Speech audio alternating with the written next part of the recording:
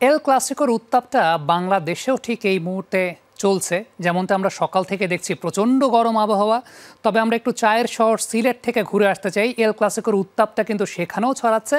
আমাদের সহকর্মী নাবিল হাসান যুক্ত হচ্ছেন আমাদের সঙ্গে। নাবিল, সিলেটবাসী তো আমাকে এই গরমে আইস টির কোনো দাওয়াত দেয় নাই, তবে আমি সিলেটবাসীর খোঁজ খবর রাখছি এবং যেমনটা জানতে পেরেছি যে বড় পর্দায় এল ক্লাসিকো দেখার একটা আমেজও কিন্তু বিরাজ করছে। আপনি যে জায়গায় আছেন সেখানকার আপডেট একটু আমাকে জানাবেন। আমি যদ্দূর শুনতে পেরেছি অনেকে একসঙ্গে জমায়েত হয়েছেন এল ক্লাসিকো উপভোগ করবেন।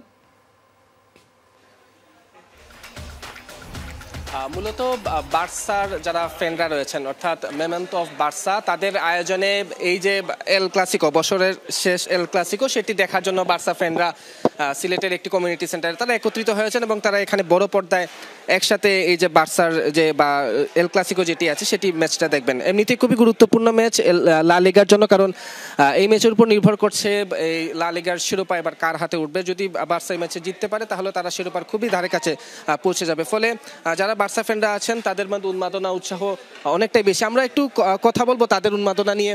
এই ম্যাচ নিয়ে কি আশাবাদ প্রকাশ করছেন আসলে বার্সার ক্ষেত্রে, যদি খুবই গুরুত্বপূর্ণ ম্যাচ আজকের ম্যাচটা?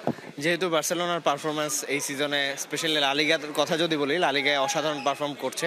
সো আজকেও আশা থাকবে বার্সেলোনা ভালো একটা রেজাল্ট নিয়ে মাঠ ছাড়বে এবং প্রিভিয়াস 3টা এল ক্লাসিকোতেও কিন্তু বার্সেলোনা অত্যন্ত দারুণ একটা রেজাল্ট নিয়ে মাঠ ছেড়েছে।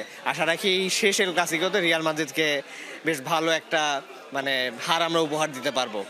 এমন আয়োজন আসলে একসাথে বসে ম্যাচ দেখা, হয়তো ঘরের টিভি সেটের সামনে বসে একা একা ম্যাচ দেখা, সবাইকে নিয়ে যে বার্সা ফ্যানদের নিয়ে ম্যাচ দেখা, সেই অনুভূতিটা আসলে সেটা নিঃসন্দেহে দারুণ। মেমেন্টো অফ বার্সা 2011 সাল থেকে বার্সা ফ্যানদেরকে নিয়ে কাজ করছে, বাংলাদেশ ফুটবল নিয়েও পাশাপাশি কাজ করছে। সো তারই ধারাবাহিকতায় 2011 থেকে 2025 সালে এসে আমরা সবাইকে একত্রিত করার একটা উদ্যোগ নিয়েছি। প্রিভিয়াস এল ক্লাসিকো সবগুলোতে আমাদের গেট টুগেদার হয়েছে এবং দারুণ সাড়া আমরা পেয়েছি। তারই ধারাবাহিকতা আজকের সাড়াও আপনারা দেখতে পাচ্ছেন।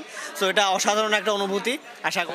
অনুভূতির কথা শুনছিলেন, আশার কথা শুনছিলেন বার্সা ফ্যান, তারা আশা প্রকাশ করছেন বার্সা আজকে রিয়াল মাদ্রিদকে হারিয়ে তারা লা লিগার যে শিরোপা, সেই শিরোপার খুবই ধারে কাছে পৌঁছাবে। এবং আরেকটি বিষয় জানিয়ে রাখি, যেহেতু সবাই বাংলাদেশি, বার্সা রিয়ালের বাইরেও বাংলাদেশের ফুটবলে যে জাগরণ হয়েছে হামজাদের হাত ধরে, সেই জাগরণের কথাবার্তাও কিন্তু এখানের ফুটবল ফ্যানদের কাছ থেকে শুনছিলাম। সামি, খুবই গুরুত্বপূর্ণ একটা বিষয় নাবিল যেটা বলছিলেন, যে বাংলাদেশের ফুটবলের যে জাগরণটা হয়েছে সেই জাগরণের কথাটাও কিন্তু আমরা সেই জায়গা থেকে শুনতে পেয়েছি। অসংখ্য ধন্যবাদ নাবিল আপনাকে, এবং আশা করব আইস টির দাওয়াতটা আপনি আমাকে দেবেন। এখন পর্যন্ত দাওয়াতটা আমি পাই নাই।